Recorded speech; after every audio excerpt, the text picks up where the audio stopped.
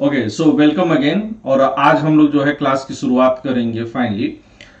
मैं एक बार फिर से आप लोगों से उम्मीद करता हूं कि जहां कहीं पर भी क्लास में आपको दिक्कत आएगी, आप एक एक शब्द को जो है मेरे साथ स्पष्ट करते हुए चलेंगे। जहां कहीं पर भी किसी शब्द को समझने में, किसी भी बात को समझने में दिक्कत आएगी, आप मुझे तुरंत जो है ये कहेंगे कि सर इस बात को समझने में दिक्कत आई है और इसे दोबारा आप समझा दीजिए।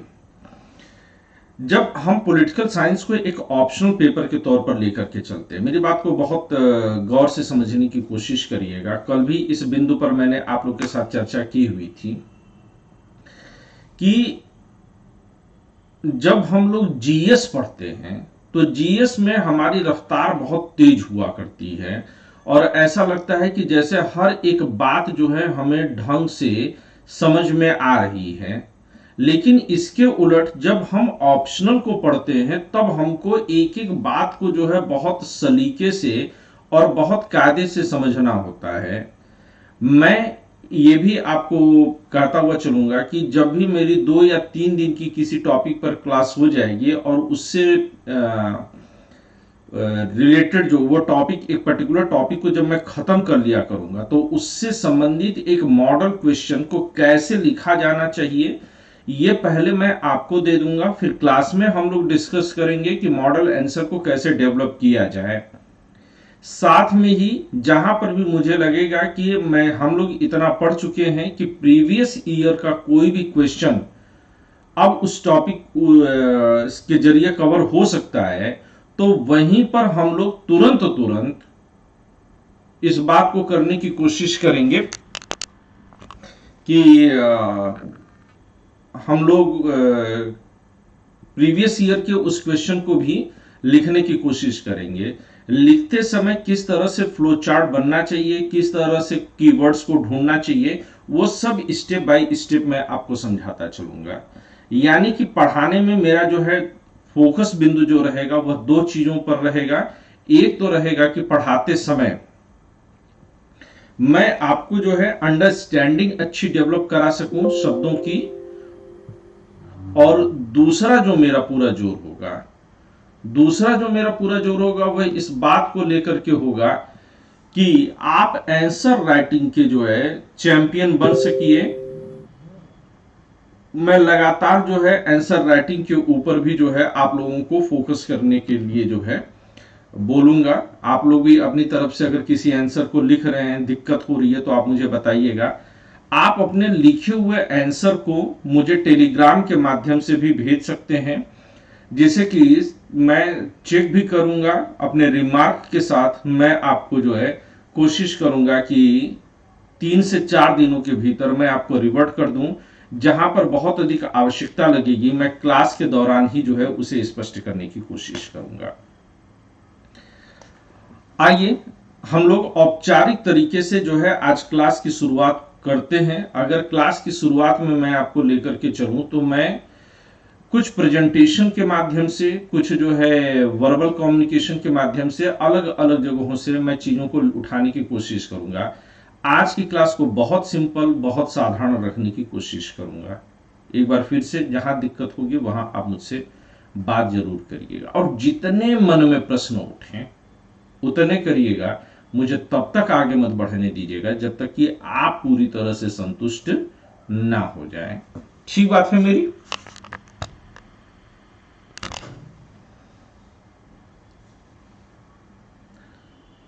मैं प्रेजेंट कर दूं। ओके,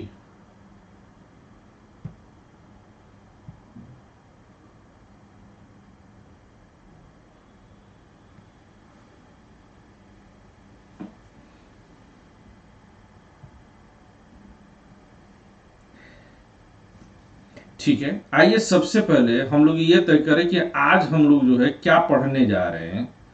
अगर हम बात करें तो आज जो है हमारी पढ़ाई का क्रम है वो कहां से शुरू होने वाला है।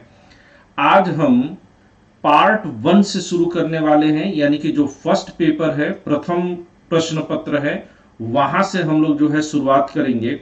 और इस प्रथम प्रश्न पत्र में हम लोग राजनीतिक सिद्धांत और भारतीय राजनीति, इसको समझने की कोशिश करेंगे। ठीक है, आप लोग कल हम लोगों ने सिलेबस पर गहन चर्चा की हुई थी, तो मुझे याद है, उम्मीद है कि आप लोगों को वो बात समझ में आई होगी। अगर हम जो है पहले पेपर को लें तो सबसे पहले एक बार जो है पहले पेपर के जो है टॉपिक्स को अलग अलग फिर से समझ लेने की कोशिश करते हैं।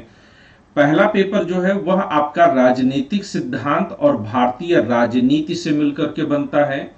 इसमें राजनीतिक सिद्धांत के अर्थ और दृष्टिकोण को समझने की बात की जाती है। आज जब हम इसकी शुरुआत करेंगे तो यहीं से करेंगे, राजनीतिक सिद्धांत, अर्थ और दृष्टिकोण। जब राजनीतिक सिद्धांत के अर्थ और दृष्टिकोण को समझने की बात कही जाती है तो यह थोड़ा सा कठिन बन जाता है, तो मैं इसको आपको दो खंडों में समझाने की कोशिश करूंगा। पहले तो मैं इसको फटाफट एक समरी की स्टाइल में आपको समझाऊंगा, जिससे कि मोटे तौर पर यह बात आपकी समझ में आ जाए कि ये वस्तुतः इसमें हमको क्या पढ़ना है। फिर इसको मैं बहुत विस्तार से, आराम से, जितना विस्तार में इसको दे सकता हूं मैं इसके उतने विस्तार में जाने की कोशिश करूंगा। मुझे ये भी ऑन कर देना चाहिए ताकि अगर आप में से कोई भी वॉइस चैट करता है तो मुझे पता होना चाहिए। ठीक है, तो आइए जरा हम लोग इस पर आते हैं। तो हमारा जो पहला जो है टॉपिक आज हम जो उठाने वाले हैं वह राजनीतिक सिद्धांत, अर्थ और दृष्टिकोण को ही लेकर के चलने वाले हैं। इसके बाद राजनीतिक सिद्धांत में जिस दूसरे महत्वपूर्ण बिंदु पर चर्चा होनी है वह शक्ति आधिपत्य, यानी कि अगर शासन कोई कर रहा है, कोई राजा है, कोई प्रधानमंत्री है, कोई राष्ट्रपति है, तो उसको या राज्य को वस्तुतः शक्ति कहां से मिलती है। क्या राज्य और सरकार या प्रधानमंत्री को एक ही अर्थ में ले रहा हूं? नहीं, मैं इसको एक अर्थ में लेने की कोशिश नहीं कर रहा हूं। राज्य अलग है, सरकार अलग है, प्रधानमंत्री अलग है, लेकिन व्यवहारिक तौर पर अगर हम देखें तो राज्य के पास जितनी भी शक्तियां हैं, राज्य के पास जितने भी संसाधन हैं, उन समस्त शक्तियों और संसाधनों का वास्तविक उपभोगकर्ता कौन है? आप में से कोई इस बात का जवाब देगा कि राज्य के पास उपलब्ध समस्त शक्तियों का वास्तविक उपभोक्ता कौन होता है? क्या आप में से कोई इस बात का जवाब दे सकता है?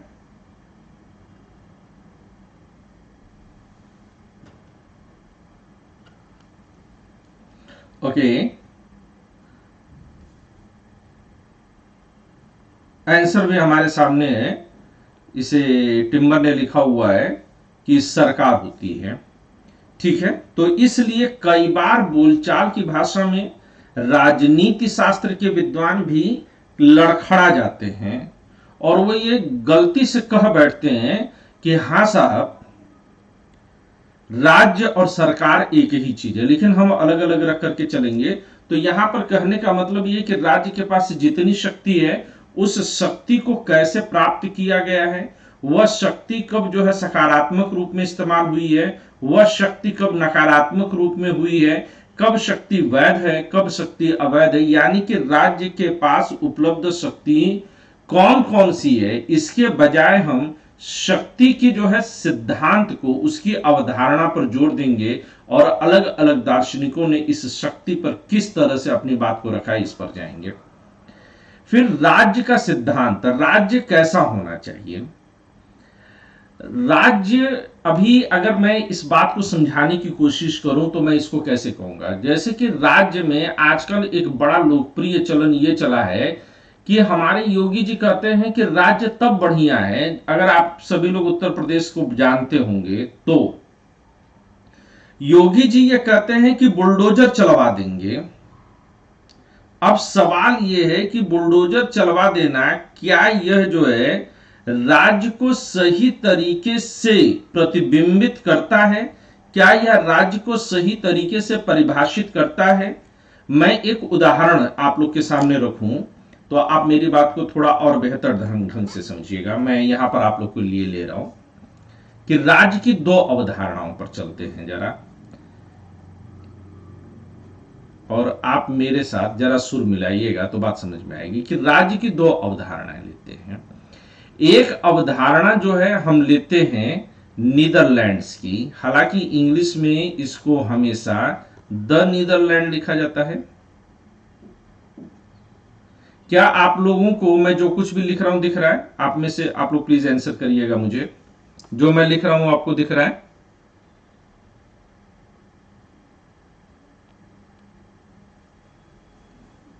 Okay, that's good. अगर दिख रहा है तब तो सही है, ठीक है ना। तो ये कहते हैं कि नीदरलैंड्स की बात को लेकर के चलें अगर हम,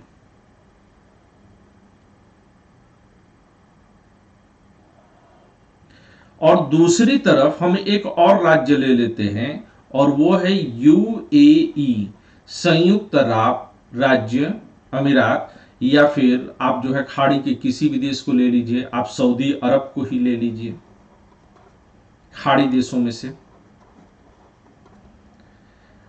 अब दोनों ही जगहों पर अपराध कैसे रुकेगा इस पर हम बात करते हैं। अपराध कैसे रुकेगा?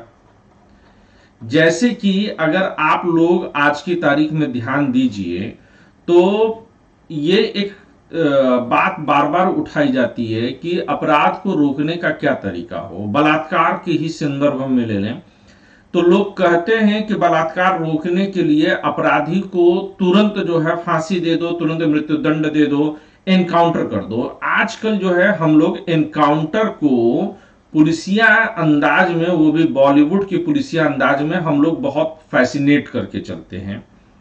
लेकिन क्या बॉलीवुड के अंदाज में ये जो एनकाउंटर करने का तरीका ये बहुत सही है? अब मैं इसी चीज पर आता हूं। यूएई या सऊदी अरब, जब यहां पर आप बात करते हैं तो कई बार ये देखा गया है कि यहां पर सजा के बड़े कठोर प्रावधान हैं। बलात्कारी का लिंग काट दिया जाए, उसको जो है पत्थरों से मार दिया जाए, उसे जहर दे दिया जाए, इस तरह के तरीके करते हैं, यानी कि बड़े कठोर प्रावधान हैं।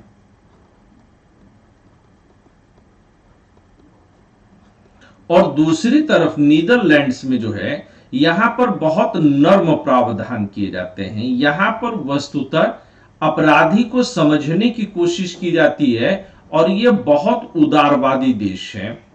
और यह कैसा देश हुए? यह अनुदारवादी देश है। क्या यहां तक की बात सबकी समझ में आ रही है?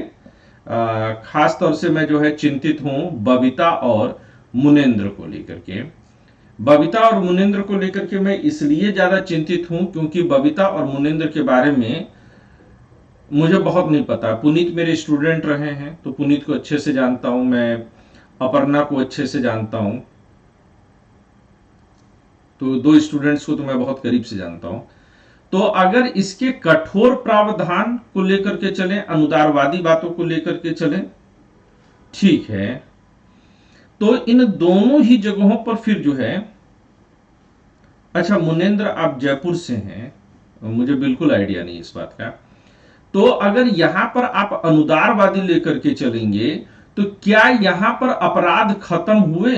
क्या यहां पर बलात्कार जैसी चीजें खत्म हुई? तो जवाब होगा नहीं, अपराध समाप्त नहीं हुए। लेकिन वहीं पर अगर नीदरलैंड्स को लेकर के चले तो नीदरलैंड्स में इस समय अपराध लगभग शून्य है। और ये भी जो है बड़ी मार्के की बात है कि नीदरलैंड्स में मृत्युदंड का प्रावधान ही नहीं है, बल्कि अपराधियों के लिए जितनी नरमी बरती जा सकती है नीदरलैंड उतनी नरमी बरतने की कोशिश करता है।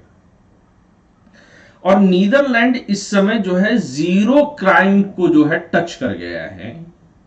वो लगभग अपराध शून्य देश है। यहां तक कि उनकी जेलें खाली हो गई, जेलर की नौकरी पे बनाई। तो नीदरलैंड अन्य देशों से जो पास पड़ोस के देश हैं वहां के अपराधियों को अपने यहां किराए पर रखता है अपनी जेलों में, जिससे कि जेलर की नौकरी बच सके। ये बड़ा महत्वपूर्ण है नीदरलैंड्स के संदर्भ में। तो राज्य कैसा होना चाहिए, राज्य की प्रकृति कैसी होनी चाहिए, राज्य की प्रवृत्ति कैसी होनी चाहिए? क्या राज्य बुलडोजर वाला होना चाहिए, राज्य लोगों को मार देने वाला होना चाहिए, या राज्य जो है अगर मोटे तौर पर कहूं तो किराए पर रखा हुआ कोई गुंडा है कि जो आंख के बदले आंख लेने की बात करता हो। और इस बात में हम लोग आगे चल करके बात करेंगे। एक दार्शनिक हुए हैं, उनका नाम है इमैनुअल कांट। क्या नाम है इनका? Immanuel Kant. और इमैनुअल कांट ने यह कहा है कि अगर आंख के बदले आंख लेना एक नियम बना दिया जाए तो बहुत जल्द ही पूरी दुनिया अंधी हो जाएगी, है ना। या खून के बदले खून तो पूरी दुनिया खून से सन जाएगी, यह इमैनुअल कांट कहते हैं। तो राज्य कैसा होना चाहिए, इस पर भी जो है हम लोग इस क्लास के दौरान चर्चा करेंगे, या आने वाले जो है इस पूरे सीरीज में चर्चा करेंगे कि राज्य का सिद्धांत कैसे होना चाहिए। राज्य उदारवादी होना चाहिए कि राज्य अनुदारवादी होना चाहिए, राज्य नव उदारवादी होना चाहिए। ये नव उदारवादी क्या होता है आगे चल करके चर्चा करेंगे। मार्क्स के अनुसार राज्य कैसा होना चाहिए, ये बड़ा टिपिकल है मार्क्स। मतलब मार्क्स जो है आपके आंखों से सुरमा चुरा लेने की ताकत रखते हैं, आपकी आंखों का काजल चुरा लेने की। वो एक तरफ आपसे कहते हैं कि मार्क्सवाद या जो है साम्यवाद वह राज्य के अस्तित्व में विश्वास नहीं करता।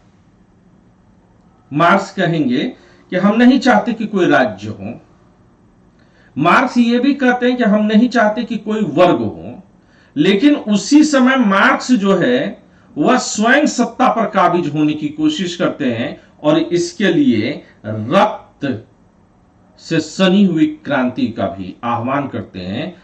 मार्क्स का झंडा लाल हो जाता है। तो राज्य को लेकर के मार्क्स कैसे देखते हैं यह भी हम लोगों को आने वाली क्लास में देखना है। राज्य के सिद्धांत में बहुलवादी क्या होता है? बहुलवादी यह होता है कि जब किसी राज्य या किसी समाज में एक से ज्यादा विचारधारा के लोग, बहुलता से मतलब है प्लूरल होना चाहिए, सोसाइटी शुड बी प्लूरल। यह प्लूरलिज्म से मतलब क्या है? विद प्लूरलिज्म मतलब हिंदी में आना है, बहुलवादी से मतलब यह है कि राज्य के अंतर्गत कई प्रकार के भाषा, कई प्रकार के खान पान, कई प्रकार की पहचानें, कई प्रकार की विचारधाराएं सब जिंदा रहें। जैसे कि मैं इसको आपको कैसे समझाऊं बहुलवादी को।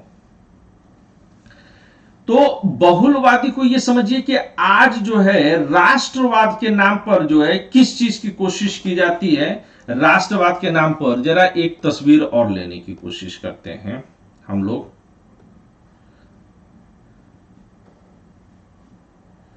क्या आप में से कोई कुछ कहना चाहता है? मुझे ऐसा लगा किसी को दिक्कत हुई है।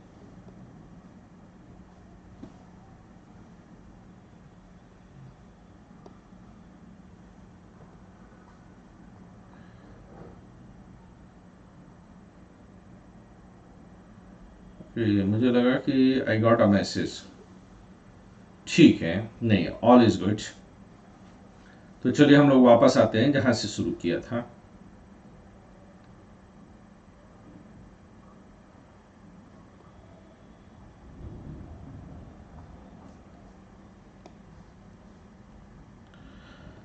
अब मैं आप लोगों के साथ जो चर्चा करने वाला हूं वह बहुलतावाद का है। अब जैसे देखिए कि राष्ट्रवाद का सिद्धांत क्या कहता है, या राष्ट्रवादी विचारक जो होते हैं वो क्या कहते हैं। वो हर बात में एक देश एक खान पान, एक देश एक झंडा, एक देश एक भाषा, एक देश। आजकल आपके देश में इसी चीज का नारा लग रहा है ना खूब अधिक, एक देश एक कैसे बोल सकते हैं हम इसको,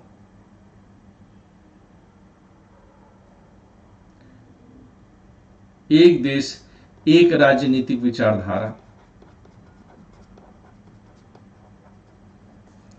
एक देश एक शिक्षा नीति। मैं यहां पर जो कुछ भी पढ़ाऊंगा टेलीग्राम चैनल के माध्यम से मैं उसके नोट्स भी मैं आप लोग के साथ शेयर करता रहूंगा रेगुलर। कल वाले जो है नोट्स आप लोग को मिल ही गए होंगे, कल जितना भी हम लोगों ने चर्चा किया हुआ था। तो every single word which is I am going to utter here that will be in PDF form, और वो PDF I will share with you guys. तो ये कहते हैं कि एक देश एक शिक्षा नीति, इसी तरह से और भी बहुत सारी चीजें हो सकती हैं। आजकल एक एक वाला प्रचलन बहुत ज्यादा है, लेकिन क्या यह वस्तुतः अगर हम कहें तो ये बड़ी ईमानदारी से हम इस चीज को जो है स्वीकार कर सकते हैं कि अगर एक एक की परंपरा को ही हम लेकर के चल रहे हैं, तो क्या कश्मीर वाले को जिस आधार पर हम जो है समझने की कोशिश करेंगे, या कश्मीर की जो चुनौतियां हैं वही चुनौतियां कन्याकुमारी में भी होंगी? आप स्वयं इसका जवाब ढूंढने की कोशिश करिए। या जो चुनौती आपकी कच्छ की खाड़ी में होगी, वही चुनौती आपकी सप्त पहाड़ी में भी होगी? तो आप भी कहेंगे कि नहीं, ऐसा कहना संभव नहीं है। राजस्थान जिस तरह से सूखे की चुनौती को झेल रहा है, क्या वही चुनौती मेघालय की भी होगी? यहां तक कि अगर खान पान के बारे में भी बात करें तो केवल उत्तर प्रदेश में अगर मैं आपको बात करूं तो पूर्वी उत्तर प्रदेश का खाना जो है पश्चिमी उत्तर प्रदेश को नहीं पच पाएगा, और पश्चिमी उत्तर प्रदेश का खाना पूर्वी उत्तर प्रदेश नहीं पचा पाएगा। हरियाणा और पंजाब अलग हो जाते हैं। तो अगर ये इतनी विविधता है तो सबको एक ही रूप में देखना क्या उनके अपने अस्तित्व के साथ एक चुनौती नहीं है? सिर्फ इतना ही नहीं है पढ़ना कि हमारा देश विविधतापूर्ण है, केवल इतनी सी बात नहीं कि हमारा देश विविधतापूर्ण है, बल्कि यह भी समझने की जरूरत है कि क्या किसी के ऊपर कोई नई पहचान थोपे जाने की कोशिश करनी चाहिए क्या, या फिर वह जैसा है उसको आगे बढ़ करके उसी तरह से समझने की कोशिश करनी चाहिए, उसकी विविधता को जो है अपनाने की कोशिश करनी चाहिए। मेरा सवाल इस बिंदु को लेकर के है। तो इसी चीज को कहते हैं कि क्या राज्य और राष्ट्र को जो है बहुलवादी होना चाहिए? अब एक अलग चुनौती जो है राज्य के सिद्धांत के सामने आई।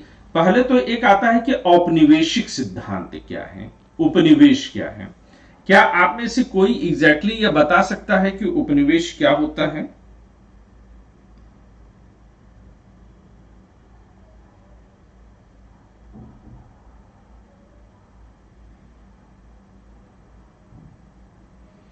Can someone exactly tell me कि उपनिवेश क्या होता है?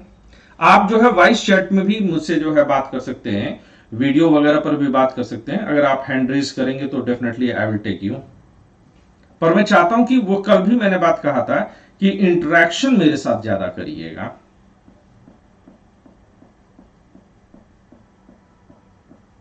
इज देयर समवन कि उपनिवेश क्या है? एटलीस्ट अपर्णा, मुनेन्द्र, पुनीत, जो आप लोग मेरे पिछले क्लासेस में या पॉलिटी जो लोग मुझसे पढ़ चुके हैं उन्हें इस बात का जवाब देना चाहिए कि उपनिवेश को किस तरह से परिभाषित करेंगे। None of you?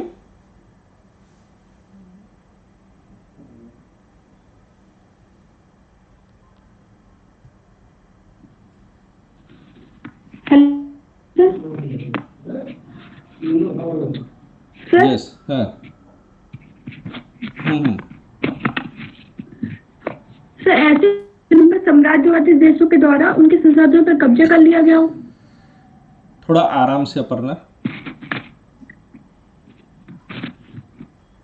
ऐसे देश जिन पर साम्राज्यवादी देशों के द्वारा उनके संसाधनों पर कब्जा लिया गया हो। हाँ, काफी हद तक सही है, बड़ी सिंपल सी परिभाषा है और ये काफी हद तक सही है। लेकिन उपनिवेश शब्द ये हम लोग आगे और जब औपनिवेशिक पढ़ेंगे तो मैं इसको फिर से डिटेल में बताऊंगा। पर पॉलिटी के क्लास के संदर्भ में मैंने इस बात का कई बार जिक्र किया है कि उपनिवेश का मतलब होता है कि जब किसी राज्य और समाज के राजनीतिक और आर्थिक संसाधनों पर नियंत्रण किसी अन्य विदेशी ताकत का हो और उन संसाधनों का उपभोग वह अपने लाभ के लिए करे, तो इसे हम उपनिवेशिक व्यवस्था कहते हैं, औपनिवेशिक व्यवस्था कहते हैं। ये पहले चर्चा हो चुकी है। यस। ठीक है, ये बात सबकी समझ में आई कि उपनिवेश का मतलब क्या है। आप इसको बस इसी संदर्भ में रखिए, मैं लिख करके आपको दिखाता हूं और कैसे इसको समझा जाना चाहिए। आज मैं अप्रोच डेवलप करने की कोशिश पे ज्यादा कोशिश कर रहा हूं। उपनिवेश का मतलब क्या है? उपनिवेश कहे जाने का मतलब है कि जब, अब देखिए मेरी हैंडराइटिंग भी थोड़ी थोड़ी सी सेट पा रही है, पहले के मुकाबले तो कुछ तो सुधर गई। जब किसी देश या राज्य या समाज के आर्थिक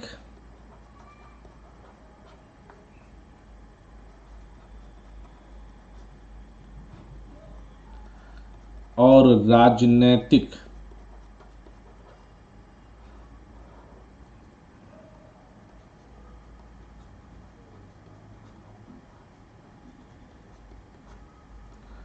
संसाधनों पर नियंत्रण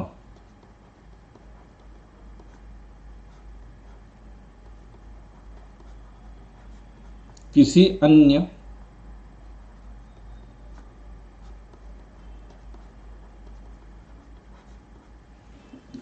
विदेशी ताकत का हो,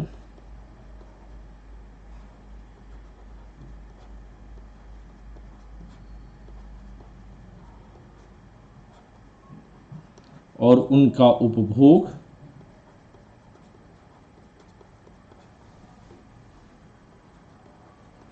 वह विदेशी ताकत अपने हित या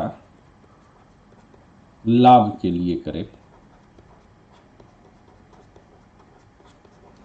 अब जरा इसे भारत के संदर्भ में रख करके देखिए, तो आप पाएंगे कि देश, राज्य या समाज के तौर पर भारत था। इसके आर्थिक और राजनीतिक संसाधनों पर नियंत्रण किसी अन्य विदेशी ताकत, तो मुख्य तौर से ब्रिटेन, हालांकि ब्रिटेन के अलावा फ्रांस, पुर्तगाल, डच कई लोगों ने किया, और उनका उपभोग वह अपने हित या लाभ के लिए करें, तो ऐसी व्यवस्था को हम उपनिवेश की व्यवस्था कहते हैं। क्या यह बात पूरी तरह से क्लियर है या इसमें कोई संदेह है किसी को? सभी लोग बताइएगा कि उपनिवेश समझ में आया या नहीं आया सबके?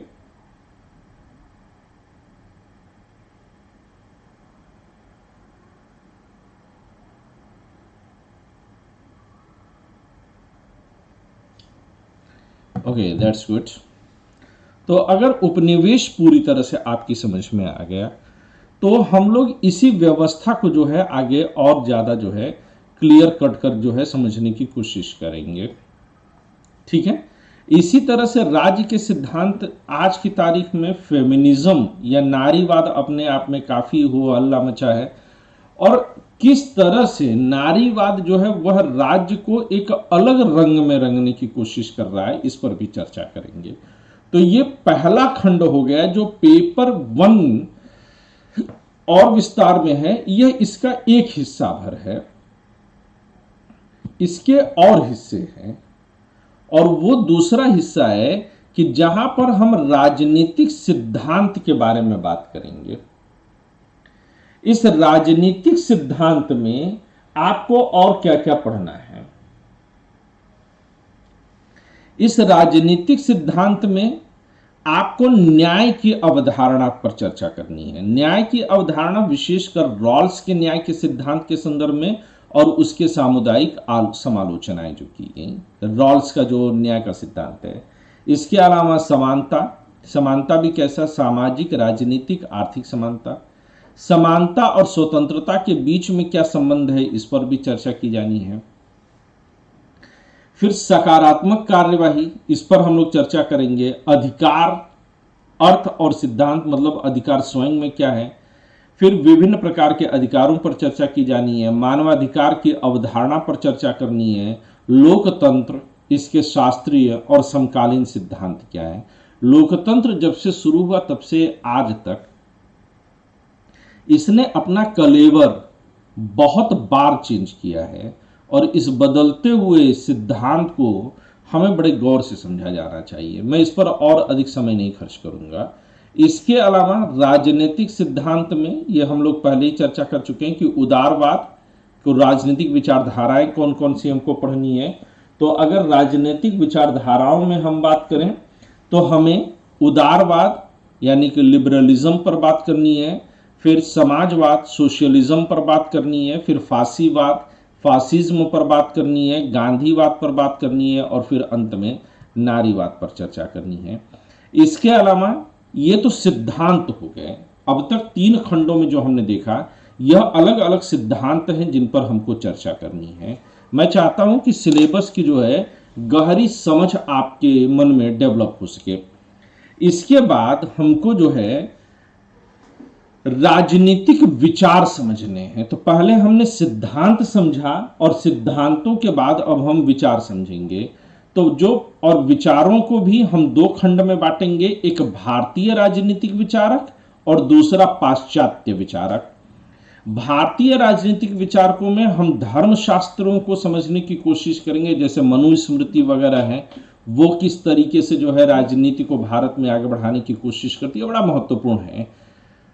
आज भी अगर हम देखें तो कहीं न कहीं मनुस्मृति के समर्थन में या विरोध में आज भी आवाजें बुलंद होती रहती हैं। इसके अलावा जब राजनीति शास्त्र पर बात होनी हो तो आप में से कोई भी बड़ा बेचैन होकर के कौटिल्य के अर्थशास्त्र का इंतजार करेगा। इसी तरह से राजनीति विचारकों में जो बौद्ध और जैन परंपराएं रही हैं, यहां पर दिया सिर्फ बौद्ध परंपरा है, लेकिन जब मैं आपको पढ़ाऊंगा तो मैं बौद्ध के साथ जैन और कुछ हिंदू परंपरा, इनका भी तुलनात्मक अध्ययन आपको कराऊंगा। फिर भारतीय राजनीतिक विचारों में सर सैयद अहमद खान को पढ़ा जाएगा। फिर श्री अरविंदो को पढ़ा जाएगा। ये थोड़ा सा जो है श्री अरविंदो, फिर उसके बाद भारतीय राजनीतिक विचारक होना चाहिए। फिर महात्मा गांधी, ये दोनों ही बहुत कमाल के हैं। श्री अरविंदो इसलिए बड़े कमाल के हैं क्योंकि शुरुआती दौर में श्री अरविंदो जो है वो एक गरम दल के क्रांतिकारी होते थे, जो हथियारों के साथ जो है देश की आज़ादी की जो है मुहिम चलाते हैं। लेकिन जब ये जेल गए, अंग्रेजों ने उनको पकड़ करके जब जेल डाला, तो श्री अरविंदो वहीं से आध्यात्म की तरफ मुड़ जाते हैं, बहुत तगड़ा आध्यात्म की तरफ मुड़ते हैं। और श्री अरविंदो को मुझे नहीं लगता कि आधुनिक काल में किसी अन्य जो है व्यक्ति को महर्षि की उपाधि दी गई है जैसा कि श्री अरविंदो को दी गई है। फिर राजनीति के संत महात्मा गांधी हैं। फिर डॉक्टर भीमराव अंबेडकर हैं और एम.एन. रॉय हैं। ये मुख्य नाम हैं जिन पर कि हमको फोकस करने की आवश्यकता है। इसके अलावा हम लोग जो है पश्चिम में आएंगे तो पश्चिमी राजनीतिक विचारों में प्लेटो को पढ़ना है। कल मैंने वैसे भी प्लेटो की एक झलक दी थी। फिर प्लेटो के शिष्य जो है अरस्तु को हम लोग पढ़ेंगे। अरस्तु के बाद हम मैकियावली को पढ़ेंगे। मैकियावली के बाद हम हॉब्स को पढ़ेंगे। हॉब्स के बाद हम जॉन लॉक को पढ़ेंगे। हालांकि हॉब्स, लॉक, मिल, ये सब एक ही क्रम के जो है विचारक हैं, एक दूसरे को क्रिटिसाइज करते हुए आगे बढ़ते हैं। मिल्स के बाद हम कार्ल मार्क्स को पढ़ेंगे, एंटोनियो ग्रैम्सी को पढ़ेंगे और हन्ना अरेंडेंट को पढ़ेंगे। तो ये वो नाम हैं जिनको कि हम सिलेबस के तौर पर पढ़ने वाले हैं। तो यहां तक मुझे लगता है कि क्लियरिटी है सिलेबस को लेकर के। पहले खंड में हमको यही पढ़ना है। तो क्या आप लोगों को सिलेबस की पूरी समझ डेवलप हो गई? क्या एक नजर में पूरा आ गया समझ में कि हमें क्या क्या पढ़ना है, क्या क्या करना है?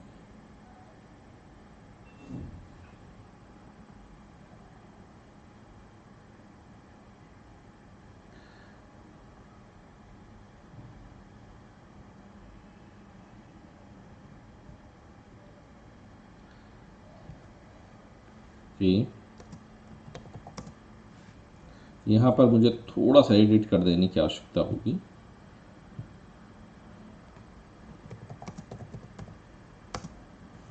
अब हम लोग जो शुरुआत करने वाले हैं वह शुरुआत कहां से करेंगे?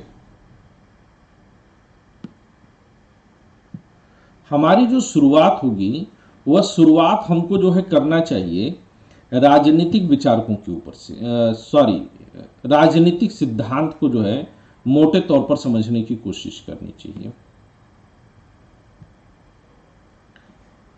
है ना। और अगर इसको मैं देखूं तो राजनीतिक सिद्धांत को मुझे लगता है कि ये जो स्लाइड पर आपके सामने प्रेजेंट है, मुझे लगता है कि ये अभी थोड़ा हैवी हो जाएगा। मैं इसका एक आसान रूप जो है आपके सामने रखूंगा, लेकिन हमेशा याद रखिएगा कि कठिन की तरफ भी बढ़ना है, क्योंकि आपको उसकी जो है विशिष्टता को, हर विषय की अपना एक निश्चित भाषा प्रवाह, एक निश्चित क्रम होता है और हमें उस निश्चित भाषा प्रवाह, उस क्रम को पढ़ना और समझना चाहिए। तो मैं यहां पर अभी इसको रोक दे रहा हूं और मैं आसान क्रम की तरफ बढ़ने की कोशिश करूंगा कि धीरे धीरे जो है हम लोग इसकी तरफ बढ़ें। तो मैं यहां से इसकी शुरुआत करता हूं। सबसे पहले जो है अगर हम लोग देखें तो हम राजनीतिक सिद्धांत की उत्पत्ति, परिभाषा, दृष्टिकोण व समस्याओं को आज इस पूरे खंड को समझने की कोशिश करेंगे। आप मुझे 1 मिनट का मौका दीजिएगा, मैं बस पानी लेकर के हाजिर हुआ आप लोग के बीच में। बस 1 मिनट में मैं वापस आया।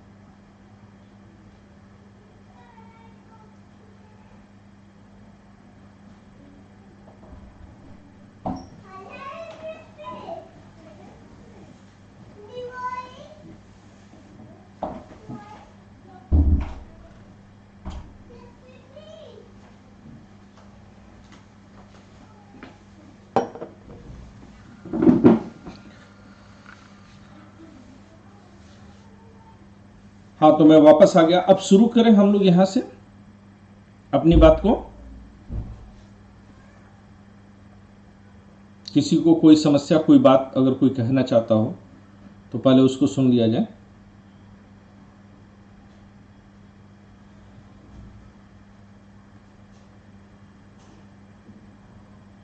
Okay, done.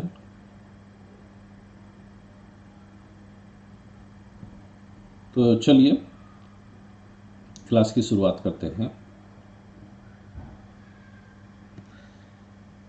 सबसे पहले इस बात को समझें कि राजनीतिक सिद्धांत है क्या। अगर केवल इस साधारण सी बात को समझने की कोशिश करें कि व्हाट इज पॉलिटिकल थ्योरी, तो इसके पहले मैं हमेशा से इस बात का जो है समर्थक रहा हूं पढ़ने पढ़ाने के क्रम में कि जब कभी भी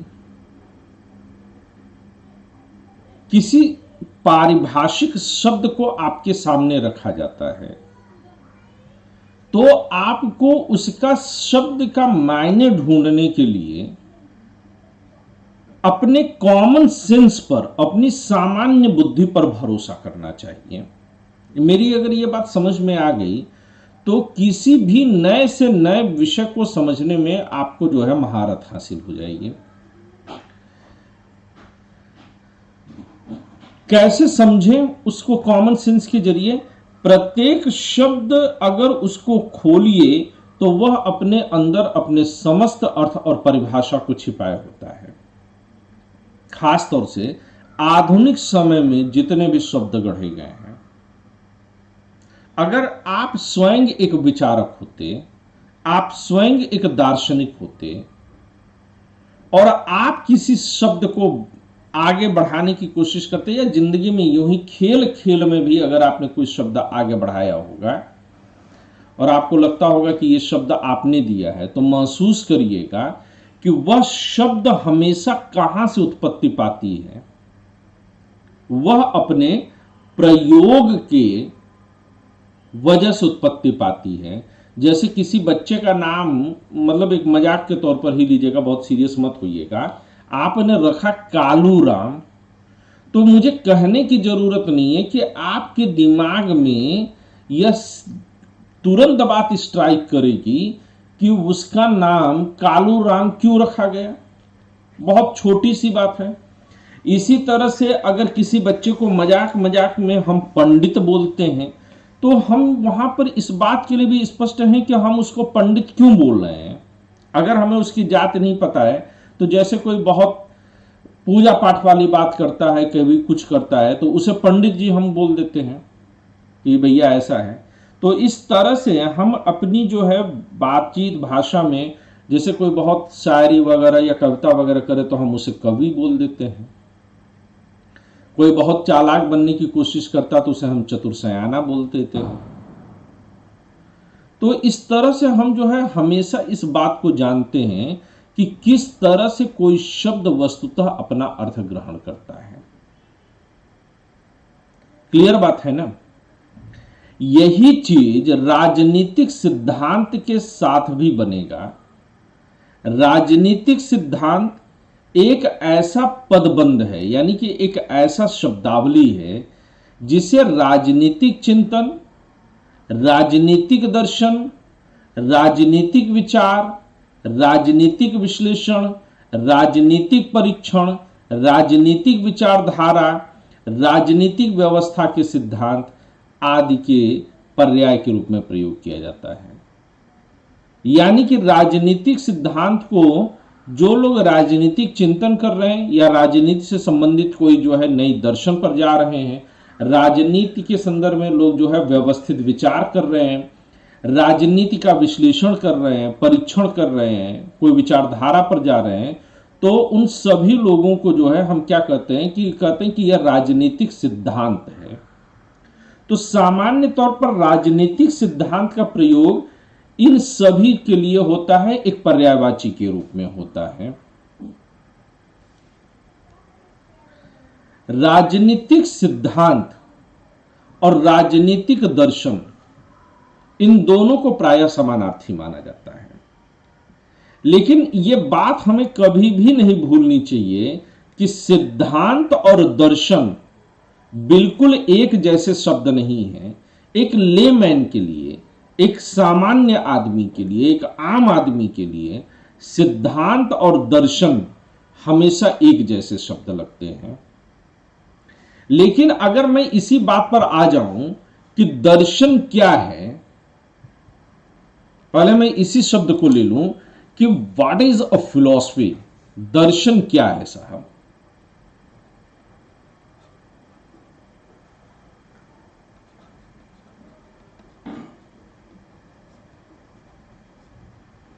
अगर मैं दर्शन या फिलॉसफी शब्द को ले लूं,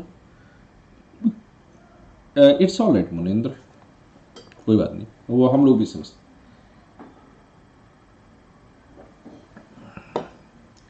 कि दर्शन या फिलॉसफी क्या है, अगर इस बात को मैं समझने की कोशिश करूं तो मैं ये कह सकता हूं कि मैं फिलॉसफी को अगर मैं कहूं तो मैं इसको बहुत आसान से शब्द में लिखूं कि सेकेंड ऑर्डर ऑफ अगर एनी सब्जेक्ट, यानी कि किसी भी विषय का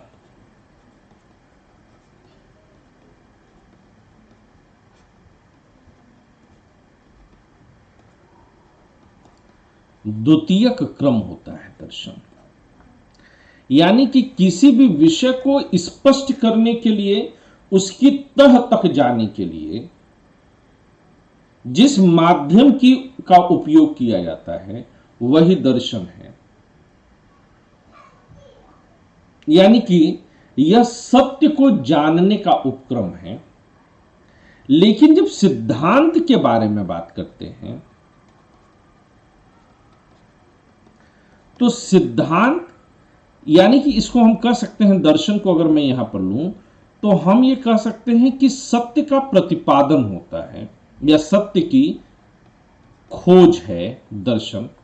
जबकि सिद्धांत सत्य की खोज नहीं है, बल्कि सिद्धांत क्या होती है? सिद्धांत किसी भी विषय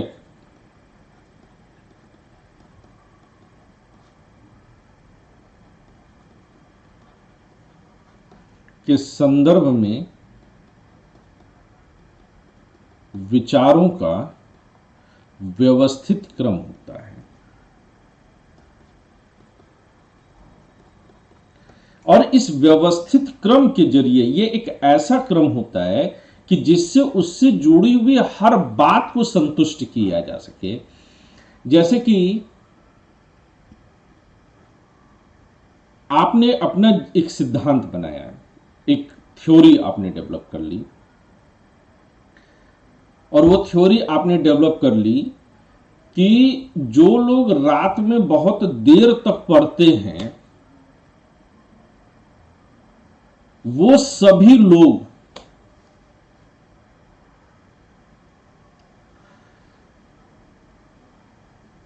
बीमार हो जाते हैं या उनके बाल झड़ जाते हैं।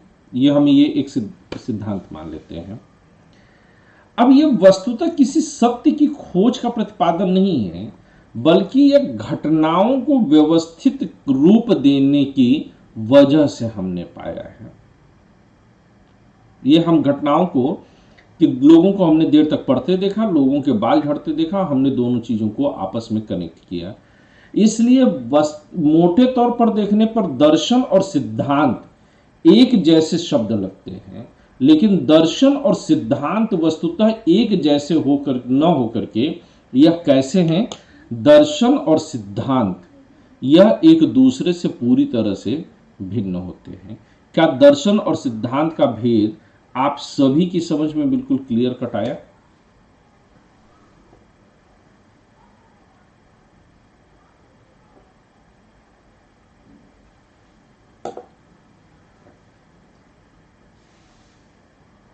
किसी को भी जो है इसको समझने में दिक्कत हुई? बबीता, मुनेंद्र, पुनीत?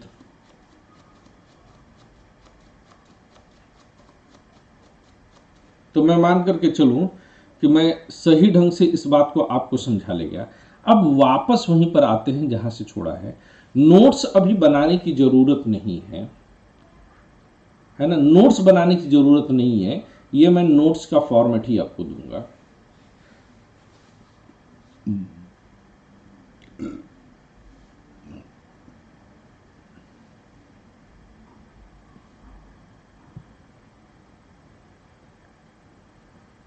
अब यहीं पर यह स्पष्ट करने की कोशिश करते हैं कि दर्शन एक बुद्धि का विज्ञान है।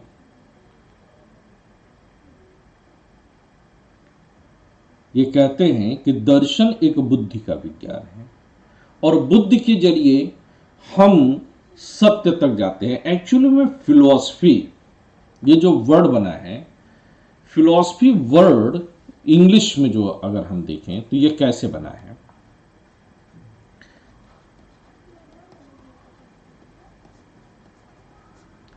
ये दो शब्दों के मिलन से बना है, फिलोधन सोफिया। फिलो का मतलब है बुद्धि या बौद्धिकता, तर्क, और सोफिया का मतलब था प्रेम। तो बुद्धि के प्रति या तर्क के प्रति जो प्रेम होता है वह दर्शन को ले जाता है। हालांकि फिलॉसफी की बजाय अगर दर्शन शब्द को हम ले लें तो दर्शन शब्द का मतलब यह बुद्धि का प्रेम नहीं है, क्योंकि बुद्धि का प्रेम शुष्क भी हो सकता है। केवल जो लोग तर्क करते हैं बैठ करके, कहीं पहुंचना नहीं चाहते हैं, वो भी दिन रात तर्क करने में लगे हुए हैं। उन्हें बुद्धि की बातें, बड़ी बौद्धिक बातें बड़ी अच्छी लगती है, लेकिन क्या बौद्धिक बातें वस्तुतः हमको कहीं ले जाती हैं? ये यूरोप का कॉन्सेप्ट है जो तर्क करना चाहता है।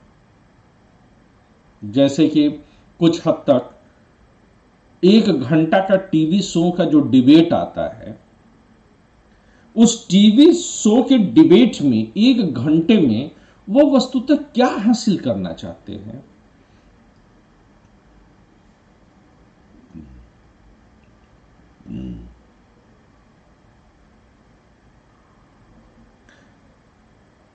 और वो लगातार बहस के बावजूद वो किसी निश्चित लक्ष्य तक नहीं पहुंच पाते हैं। लेकिन इसके उलट जो भारत में दर्शन जन्मा, दर्शन जो है वह दृश्य धातु से बना है, दृश्य धातु से। और दृश्य धातु से जो बना हुआ है इसका अर्थ होता है देखना, और यहीं पर सत्य को देखना। तो दर्शन जो है, दर्शन अगर शब्द को हम लें तो वह सत्य को खोज में चलता है। भारत में सत्य की खोज केवल बुद्धि से हो सके यह आवश्यक नहीं है। हम ईश्वर से प्रार्थना करते हैं कई बार। हमारे यहां दर्शन जो हम भारत में जन्मा और जो पश्चिम का फिलॉसफी है, पढ़ने के लिए एक सब्जेक्ट के रूप में ज्यादातर हम दोनों को एक साथ पढ़ देते हैं और कहते हैं फिलॉसफी मीन्स दर्शन शास्त्र।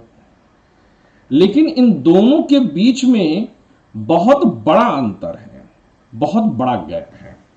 दोनों को एक ही नहीं समझा जाना चाहिए, दोनों भिन्न भिन्न हैं। They are completely different from each other.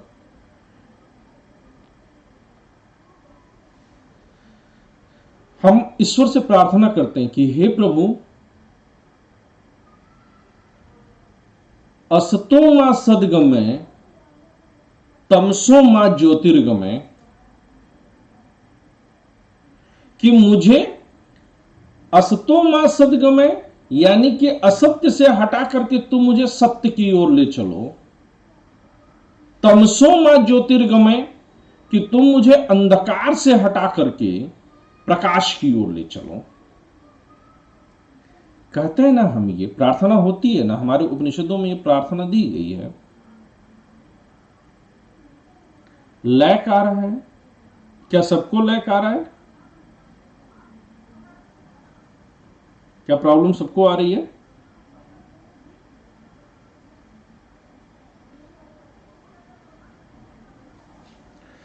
नहीं, देखिए पुनीत, बाकी लोग कह रहे हैं कि लैक नहीं आ रहा है,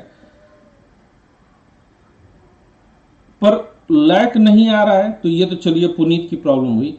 क्या इंटरेस्ट आ रहा है आप लोग का सब्जेक्ट में? रुचि बंध रही है? लग रहा है कि कुछ बढ़िया पढ़ रहे हैं, ऐसा मन में ख्याल आ रहा है?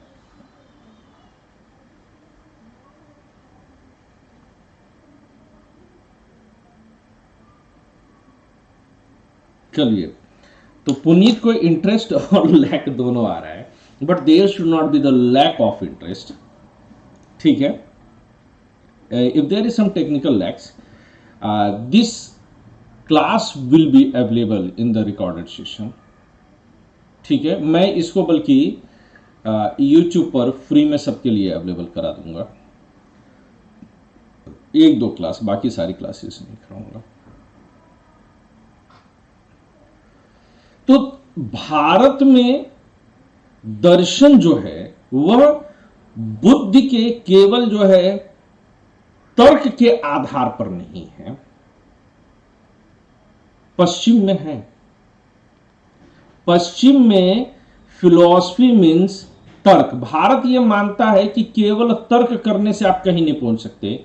रामचरितमानस के उत्तरकांड में भगवान कहते हैं लक्ष्मण को समझाते हुए कि ज्ञान और भक्ति मेरे 2 बेटे हैं, ज्ञान बड़ा बेटा है और भक्ति छोटा बेटा है। जब राम इस बात को कहते हैं तो राम वस्तुतः कहां ले जाना चाहते हैं? तो राम कहना यही चाहते हैं कि ईश्वर को भक्त से ज्यादा प्रेम है, यानी कि विशुद्ध ज्ञान को हमेशा हेय माना गया है, जबकि ज्ञान श्रद्धा और आस्था के साथ न जन्म ले। आप एक बात और समझेंगे, मैं इस बात को समझाने के लिए आपको थोड़ा सा और ले चलूं कि आपने महसूस किया होगा कि जिस टीचर के प्रति आपके मन में आस्था होती है, जिस टीचर के प्रति आपके मन में श्रद्धा होती है, उसकी कोई भी बात आपको तपाक से समझ में आ जाती है। और जिस टीचर से एक बार मन खिन्न हो जाए, फिर वो लाख समझाने की कोशिश करे, उसकी बात समझ में नहीं आती है। क्या आप लोगों ने अपने जीवन में इस बात को कभी अनुभव किया है? कभी किसी ने अनुभव किया इस बात को?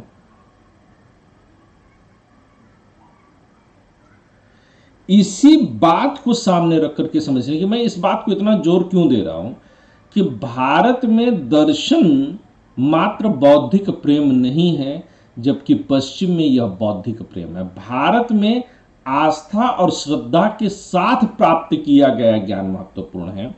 इसीलिए भारत में गुरु के चरण छुए जाते हैं। यही वजह है कि पूरी दुनिया में मैं करीबन 6 देशों में रहा हूं। मैं आपको गारंटी के साथ बता सकता हूं कि उन 6 देशों में, जिसमें कि मैं ब्रिटेन में रहा हूं, मैं फ्रांस में रहा हूं, मैं बेल्जियम में रहा हूं, मैं नीदरलैंड्स में रहा हूं, मैं स्विट्जरलैंड में रहा हूं, ऐसे मतलब महत्वपूर्ण देश जो हैं उनकी मैं बात बता रहा हूं। उन देशों में से सिर्फ भारत एकमात्र ऐसा देश है कि जहां पर किताब पैर से भी टच हो जाए तो तुरंत सर पे लगा लेते हैं, कलम गिर जाए तो लोग तुरंत सर पे लगाते हैं। यानी कि ज्ञान के प्रति हम तर्क कम कर रहे हैं, आस्था हमारी बड़ी जबरदस्त है। अनपढ़ गंवार की किताब अगर लग जाए तो वो ये नहीं जानता कि इस किताब में क्या लिखा है, लेकिन उसको सर पे जरूर लगा लेगा। This is our culture. और ये कमाल की बात आप तब मानेंगे कि जब अरब देशों में किताब जो है, अगर उनकी जो है केवल कुरान को छोड़ दिया जाए तो बाकी किताबों की जो है कोई श्रद्धा नहीं है। लेकिन वही मुसलमान जिसका कि जन्म जो है, जिस धर्म का जन्म अरब में हुआ है, वही मुसलमान जब हिंदुस्तान में आ जाता है तो वह भी किताब को पैर से लगने पर वो किताब की इज्जत करने लगता है। तो भारत में यह विशुद्ध बुद्धि का प्रश्न नहीं है, लेकिन पश्चिम में है। और ये भारत और पश्चिम के बीच की सभ्यता का एक बड़ा अंतर है। इसी बात को ध्यान में रख करके आइएगा कि दर्शन जो है वह बुद्धि का विज्ञान है, वह सत्य की खोज है।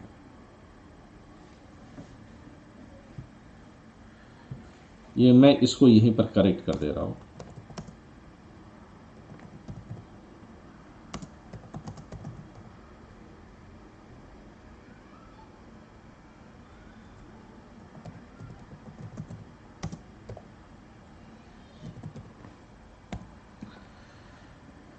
प्लेटो और अरस्तु जो राजनीतिक विचारक हैं, अगर उन तक भी आने की कोशिश करिएगा तो प्लेटो और अरस्तु ये दार्शनिक भी हैं और राजनीतिक विचारक भी हैं।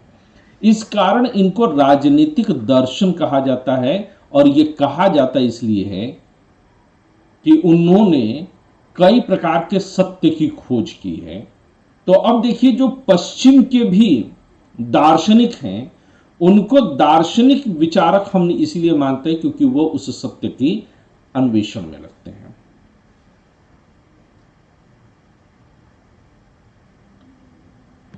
और यहां पर राजनीतिक दर्शन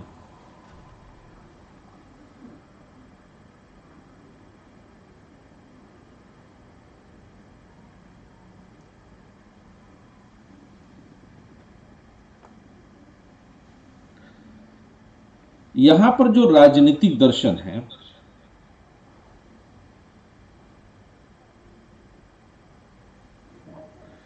मैं एक बगल में वीडियो रखता हूं जिससे कि आप लोग के मैसेज मुझे उस पर दिखें, सीधे स्क्रीन पर नहीं दिखता है, तो ताकि जो है वो टाइम गड़बड़ ना हो। तो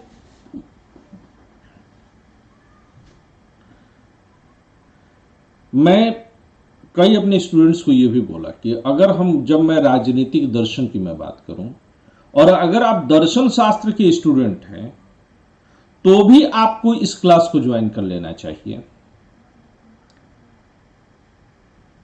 क्योंकि दर्शन शास्त्र का जो चौथा खंड है, यानी कि पेपर 2 का जो दूसरा हिस्सा है, उसमें इन राजनीतिक विचारकों को जो आप यहां पर पढ़ेंगे वो बात उनको भी पढ़नी है। इस तरह से राजनीतिक दर्शन दर्शन का एक भाग है, और दर्शन संसार की प्रत्येक वस्तु की व्याख्या करने का प्रयास करता है। यह बात हम लोग पहले कर चुके हैं। अब यहीं पर हमको जो है एक राजनीतिक विचारक हैलो वेल का जो है एक स्टेटमेंट याद रखना होगा। इस तरह के स्टेटमेंट आप लोग को अपनी तैयारी के जो है क्रम में सामने रख करके चलने होंगे। ये क्या कहता है?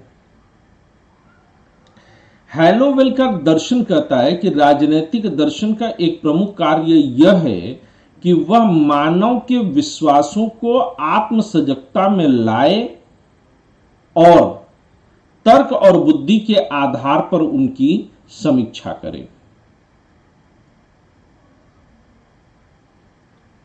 राजनीतिक दर्शन और राजनीतिक सिद्धांत में प्रमुख अंतर यही है कि दार्शनिक सिद्धांत शास्त्रीय हो सकता है जैसे प्लेटो और अरस्तु थे, लेकिन यह जरूरी नहीं है कि सिद्धांत शास्त्री भी दार्शनिक हो।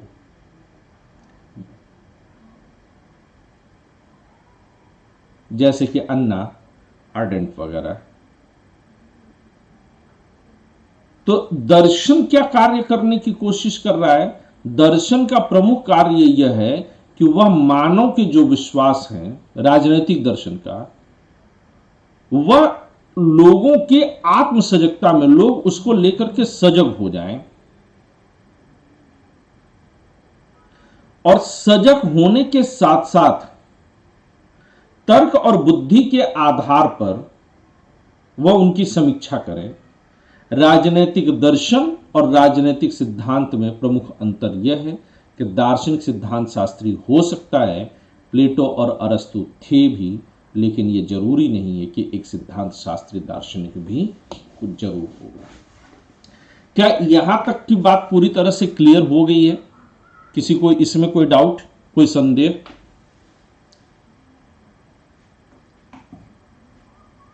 हैलोवेल का जो है ये स्टेटमेंट पूरी तरह से समझ में आ गया?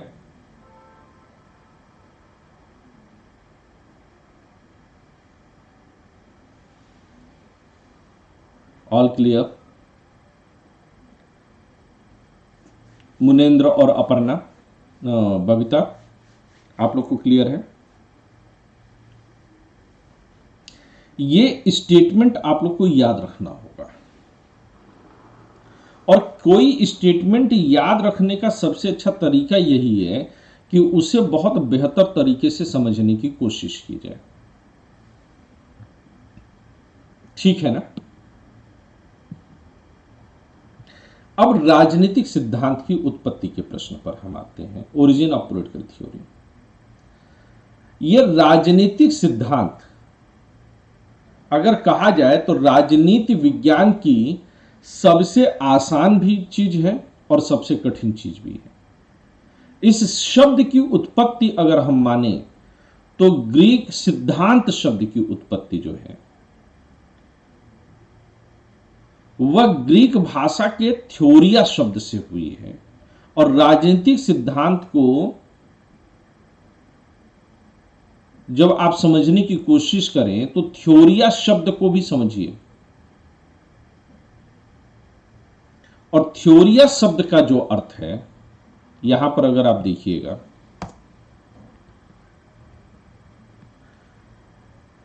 तो ये कहते हैं यहां पर कि थ्योरिया शब्द का जो अर्थ है वह समझने की दृष्टि से या फिर चिंतन करने की दृष्टि से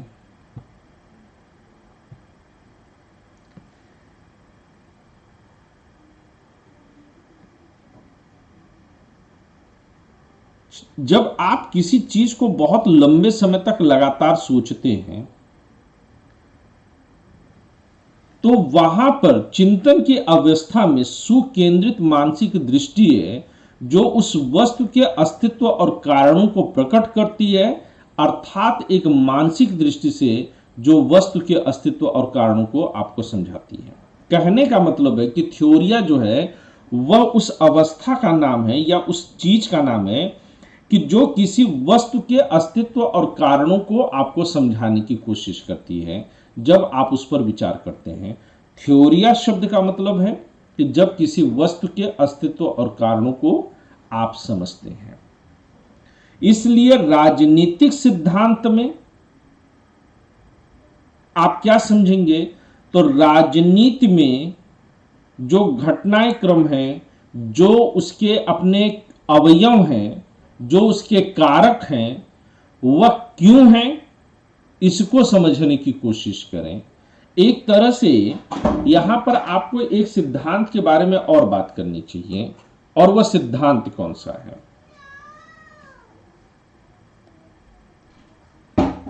वह सिद्धांत है कार्य कारण सिद्धांत। अगर इस बात को समझेंगे तो आपको चीजें समझना आसानी हो जाएगी।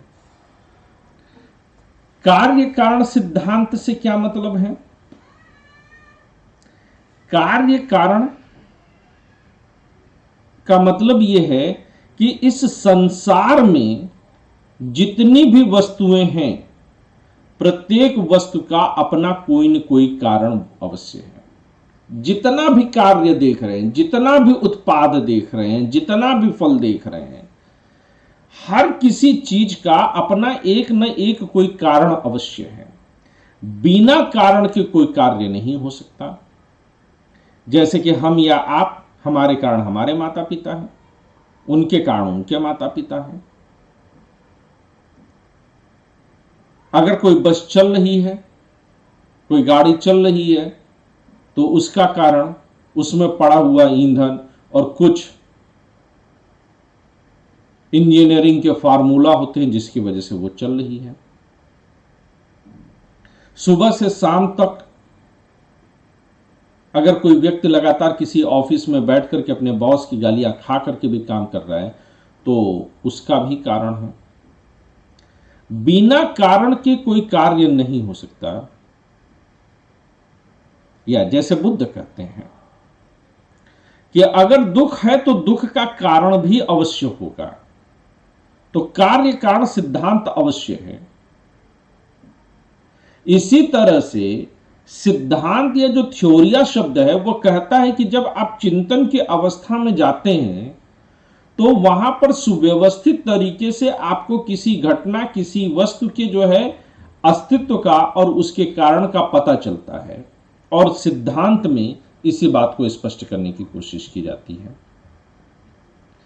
केवल वर्णन या किसी लक्ष्य के बारे में विचार या सुझाव देना ही सिद्धांत नहीं है। अब आगे और इसका स्पष्टीकरण लेते हैं कि केवल वर्णन या किसी लक्ष्य के बारे में कोई सुझाव दे दिया जाए, कोई विचार दे दिया जाए, तो वह सिद्धांत नहीं है।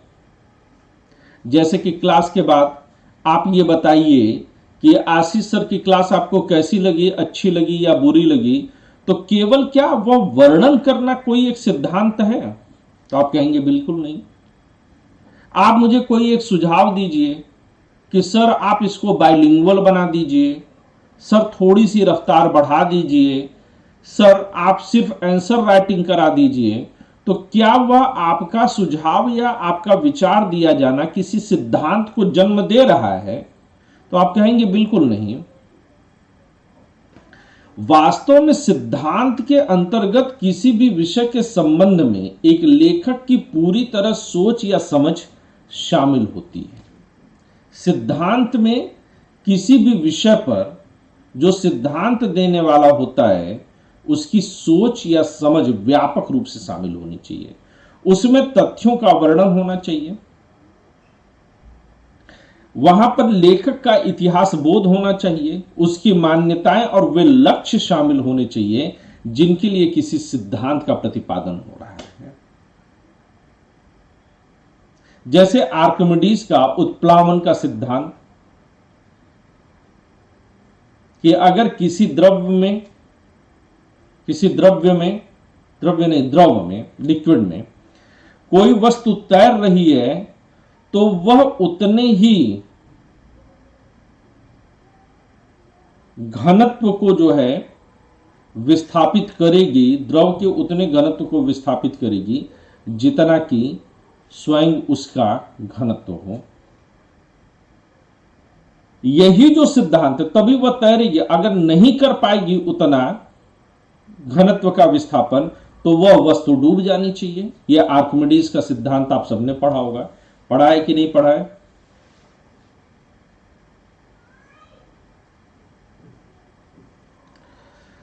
तो अगर इतनी छोटी सी बात को हम समझ लें तो हमें यह समझ में आएगा कि सिद्धांत देने वाला वस्तुतः करना क्या चाहता है। उसमें तथ्यों का वर्णन, उसकी व्याख्या, लेखक का इतिहास बोध, उसकी मान्यताएं और लक्ष्य शामिल हैं जिनके लिए किसी सिद्धांत का प्रतिपादन किया जाता है। अगर ज्यादा आसान शब्दों में बात कहूं तो सिद्धांत का प्रयोग हमेशा किसी परिघटना की व्याख्या करने के प्रयास के रूप में किया जाता है कि कोई घटना एक जैसी अगर घट रही है तो वह घटनाएं क्यों घट रही हैं उसकी सामान्य व्याख्या करने की कोशिश की जाती है। जैसे कि अगर भूकंप आ रहा है तो भूकंप आने के, या अगर धरती बनी, ग्रह नक्षत्र फैले हैं, तो भूगोल में वो जितने निहारका सिद्धांत वगैरह आप पढ़ रहे हैं वह क्या कर रहा है? किसी विशिष्ट घटना की व्याख्या करने का प्रयास कर रहा है। सिद्धांत को व्यापक अर्थ में प्रयोग करते समय इसमें तथ्यों और मूल्य दोनों को शामिल किया जाता है। आधुनिक अर्थ में राजनीतिक सिद्धांत के अंतर्गत वे सभी गतिविधियां आ जाती हैं जो सत्ता के लिए संघर्ष से संबंधित हैं। क्या सिद्धांत शब्द समझ में आया कि सिद्धांत शब्द क्या है? या बिग बैंग थ्योरी आप ले सकते हैं, निहारिका थ्योरी है तो बिग बैंग भी है। क्या यह समझ में आया कि सिद्धांत शब्द कैसे है?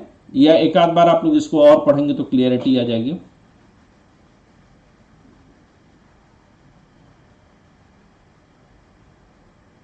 अगर इसी बात को मैं और आगे लेकर के चलने की कोशिश करूं तो यहां पर फिर से एक बार जो है दिमाग के जो है नसों पर जोर डालिएगा कि आधुनिक अर्थ में राजनीतिक सिद्धांत के अंतर्गत वे सभी गतिविधियां आ जाती हैं जो सत्ता के लिए संघर्ष से संबंधित हैं। अब यहीं पर थोड़ा सा और चेंज करते हैं और आते हैं राजनीतिक सिद्धांत की परिभाषा पर। क्या आप लोग थक गए हैं या अभी भी जान बाकी है? अंबुजा सीमेंट खा के चले हैं आज।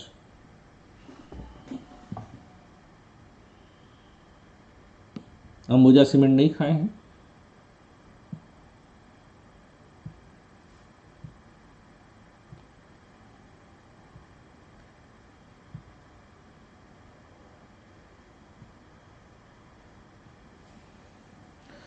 अब अगर राजनीतिक सिद्धांत की परिभाषा को जो है मैं स्पष्ट करने की कोशिश करूं तो मैं अलग अलग विद्वानों के कोटेशन को अब लूंगा। ठीक है, सबसे पहला जो कोटेशन हम लेंगे वह कोटेशन हम कोकर का लेंगे। कोकर साहब,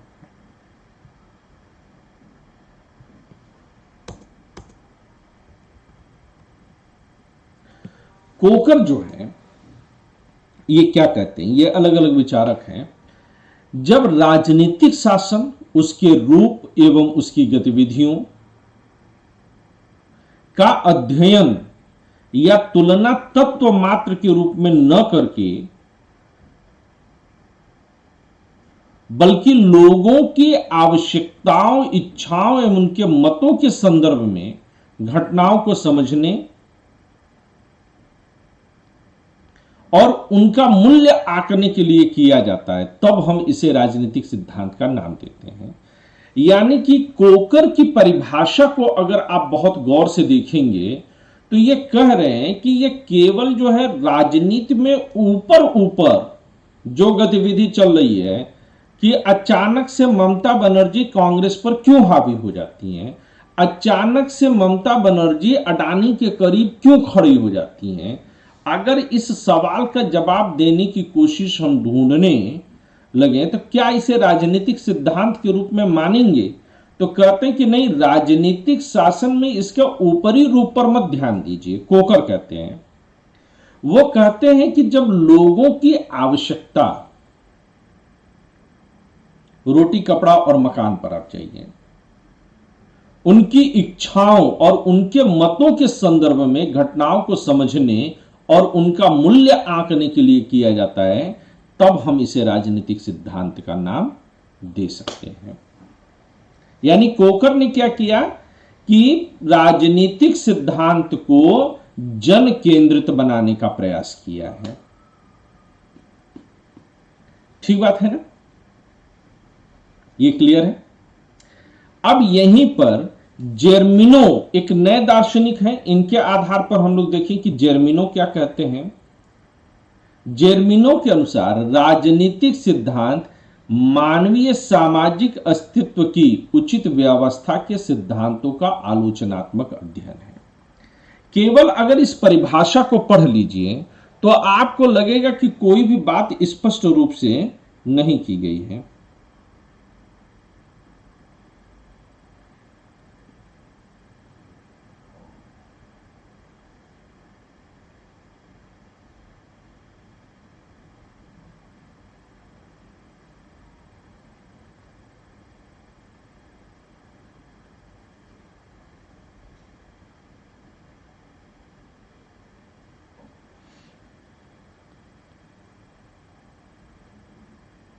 ठीक है ना, यहां इस परिभाषा में स्पष्ट तौर पर कहा जा रहा है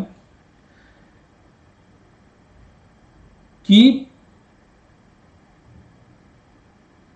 एक बार फिर से जो है कोकर के करीब ही हैं ये भी। ये क्यों करीब हैं? क्योंकि यहां पर भी राजनीतिक सिद्धांत को परिभाषित करने के लिए मानवीय सामाजिक अस्तित्व की उचित व्यवस्था, यानी कि जो मानव समाज के लिए एक व्यवस्था बनाई जा रही है, उस व्यवस्था का आलोचनात्मक अध्ययन ही राजनीतिक सिद्धांत है। यानी कि एक बार फिर से यह सामाजिक आवश्यकताओं पर जोर देता है, जैसे कि कोकर ने दिया है। यानी कि कोकर और जेर्मिनो की परिभाषा एक दूसरे के काफी करीब है। डेविड हेल्ड के अनुसार, अब यहीं पर अगर आइए, तो राजनीतिक सिद्धांत राजनीतिक जीवन से संबंधित अवधारणाओं और व्यापक अनुमानों का ऐसा ताना बाना है जिसमें शासन, राज्य और समाज की प्रकृति व लक्ष्यों और मनुष्य की राजनीतिक क्षमताओं का विवरण शामिल है। अब अगर देखिएगा तो डेविड हेल्ड की जो परिभाषा है वह कहीं ज्यादा जो है काकोर से और जेर्मिनो से व्यापकता लेती है। शब्दावली ही केवल अलग नहीं है, जो तत्व शामिल किए जा रहे हैं वो उसमें भी है, क्योंकि अगर पहला जो है हिस्सा देखिए तो यह जो है सामाजिक ताने बाने पर जो है कम जोर देते हैं डेविड हेल्ड। ये कहां पर जोर देते हैं? कहते हैं कि राजनीतिक जीवन से संबंधित जो अवधारणाएं हैं और व्यापक अनुमान है, किस संदर्भ में? राजनीतिक जीवन के संदर्भ में जो व्यापक अनुमान है उसका यह एक ताना बाना बुनता है, जिसमें शासन, राज्य और समाज की प्रकृति और लक्ष्य और मनुष्यों की राजनीतिक क्षमताओं का विवरण शामिल है। यानी कि डेविड हेल्ड जो है राजनीतिक विचार में शासन, राज्य और समाज की प्रकृति और मनुष्य की राजनीतिक क्षमताओं को शामिल करने की कोशिश करते हैं। तो यहां पर आपको कोकर और जर्मिनो के मुकाबले डेविड हेल्ड जो है अपनी परिभाषा में जो परिवर्तन ला रहे हैं, क्या वो परिवर्तन आपकी पकड़ में आ रही है? ये परिवर्तन को समझना होगा बहुत कायदे से, और ये थोड़ा बोरिंग सेक्शन भी होता है। मुनेंद्र और बबीता, ये बात क्लियर हो रही है कि किस तरह से अंतर है एक परिभाषा का दूसरी परिभाषा के साथ। अब यहीं पर एंड्रयू हेकर को ले लीजिए। तो एंड्रयू हेकर इस संदर्भ में क्या करते हैं? कहते हैं कि राजनीतिक सिद्धांत के तथ्य और मूल्य, राजनीतिक सिद्धांत में तथ्य और मूल्य दोनों समाहित हैं, वे एक दूसरे के पूरक हैं। अर्थात राजनीतिक सिद्धांत शास्त्री एक वैज्ञानिक और दार्शनिक दोनों की भूमिका निभाता है। अब इनकी जो लाइन है वह आवश्यकताओं वगैरह से अलग हट जाती है, और यह तथ्य के साथ साथ मूल्य कि क्या है। देखिए तथ्य क्या बताता है, तथ्य और मूल्य में क्या अंतर है, इसको समझिएगा।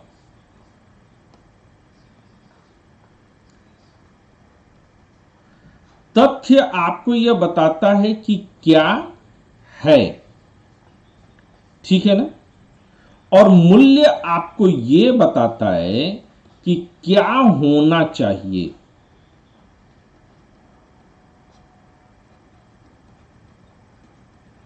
मूल्य आपको क्या बताता है कि क्या होना चाहिए। तो तथ्य और मूल्य में अंतर है। जैसे मेरे खेत में लाल गुलाब, खुशबूदार गुलाब है, तो आप जाकर के इसको चेक कर सकते हैं। जाइए और खेत में चेक कर लीजिए कि है कि नहीं है।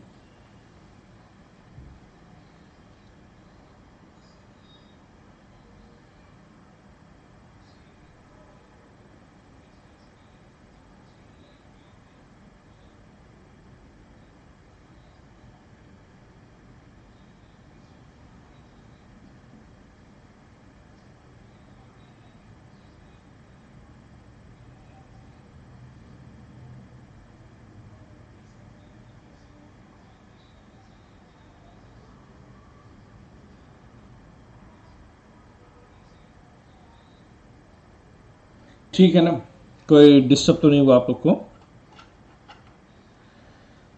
तो खेत में जाइए और चेक कर लीजिए कि गुलाब लाल और खुशबूदार है कि नहीं है। यह तथ्य है।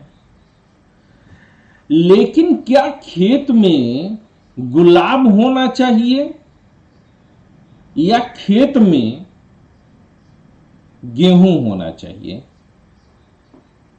जिस समय देश में बड़े पैमाने पर लोगों के सामने भूखमरी का प्रश्न हो, तो आप ही बताइए कि खेत में गुलाब ज्यादा हो कि गेहूं ज्यादा हो। यह मूल्य है। तो जो इस बात का जवाब दे कि क्या होना चाहिए वह मूल्य है, और जो इस बात का जवाब दे कि क्या है वह तथ्य होना चाहिए।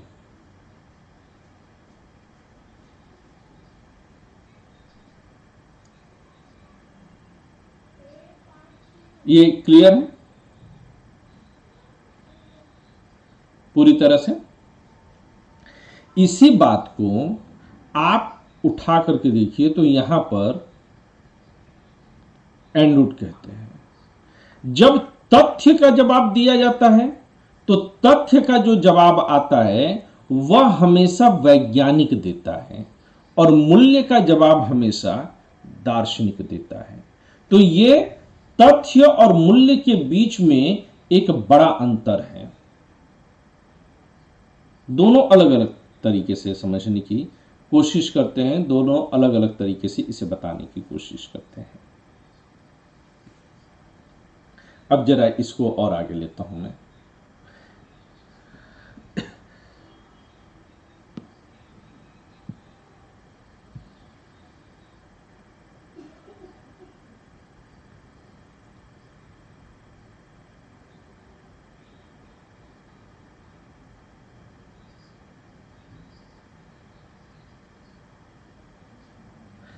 अब ये कहते हैं, कोकर कहते हैं कि ये केवल तत्व के रूप में मत समझिए इसको आप, ठीक है ना।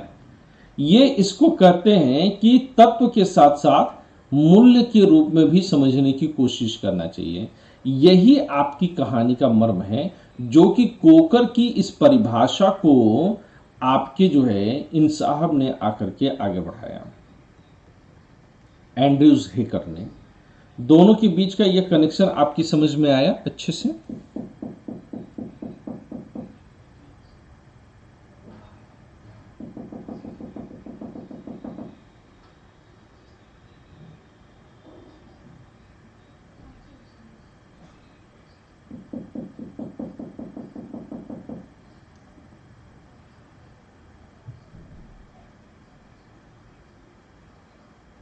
Okay.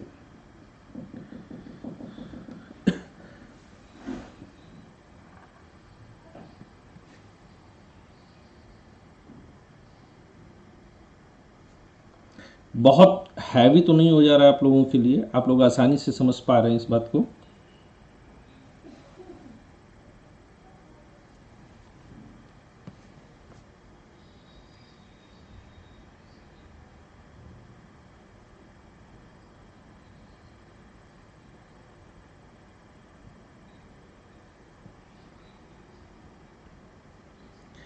अब जॉर्ज सेबाइन ये एक अलग दार्शनिक हैं, राजनीतिक दार्शनिक हैं। जॉर्ज सेबाइन क्या कहते हैं कि व्यापक तौर पर राजनीतिक सिद्धांत से अभिप्राय उन सभी बातों से है जो राजनीति से संबंधित हैं और संकीर्ण अर्थ में यह राजनीतिक समस्याओं की विधिवत छानबीन से सरोकार रखता है। जॉर्ज सेबाइन अपनी परिभाषा को व्यापक और संकीर्ण दो अर्थों में बांटने की कोशिश करते हैं। व्यापक तौर पर यह जो कहते हैं कि राजनीतिक सिद्धांत राजनीति से संबंधित हर बात से है, जबकि संकीर्ण अर्थ में यह सिर्फ राजनीतिक समस्याओं की छानबीन करता है। जॉन प्लेमेंटस के अनुसार राजनीतिक सिद्धांत सरकार के कार्यों की व्याख्या के साथ साथ सरकार के उद्देश्यों का भी व्यवस्थित चिंतन है। अब जॉन प्लेमेंटस की परिभाषा का विशेष लक्षण क्या है कि यह राजनीतिक सिद्धांत को सरकार तक ला करके समेट देने की कोशिश कर रहे हैं। तो इस प्रकार से अगर इन सारे जो है विचारों को अलग अलग देखिए तो इससे स्पष्ट हो जाता है कि राजनीतिक सिद्धांत राज्य शासन, सत्ता, प्रभाव और कार्यकलाप का अध्ययन है। यह राजनीतिक घटनाओं का तरीका है, अवलोकन, व्याख्या और मूल्यांकन तीनों तत्व ही मिलकर राजनीतिक सिद्धांत का निर्माण करते हैं। कोई भी सिद्धांत शास्त्री किसी राजनीतिक घटना के अवलोकन, उसके कार्यकाल संबंध को स्थापित करके तथा अपना निर्णय दे करके ही राजनीतिक सिद्धांत का निर्माण करता है। तो मुझे लगता है कि आज की क्लास को जो है मैं यहीं पर कंक्लूड कर दूं, क्योंकि पहले दिन की क्लास है, हम लोग थोड़ा धीरे धीरे चलें और आप लोगों के पास भी जो है ये सब सोचने का मौका होना चाहिए कि अगर आपने इतना समय दिया है तो उस समय का निहितार्थ आपको क्या मिला है, होना चाहिए ना।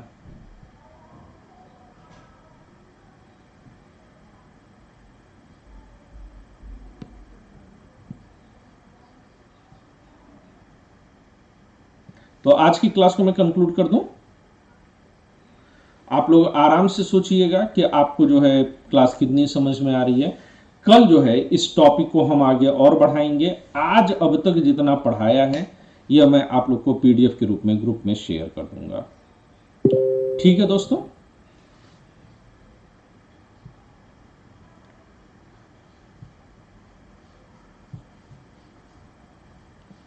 तो आज के लिए बस इतना ही। सर नंबर क्या है, किसका नंबर जो है आप पूछ रहे हैं? मेरा नंबर?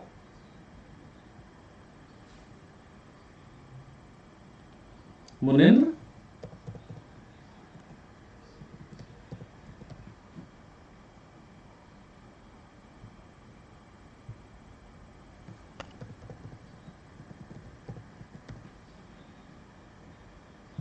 ये मेरा नंबर है। पर कोई भी अपडेट टेलीग्राम के माध्यम से होगा, कोई भी बात करनी हो तो आप मुझसे कर सकते हैं। तो कल नहीं मुलाकात होगी, मुलाकात अब परसों होगी, मंडे को 8:30 बजे। तब तक खुश रहिए, मस्त रहिए, आबाद रहिए, जिंदाबाद रहिए। शुक्रिया दोस्तों।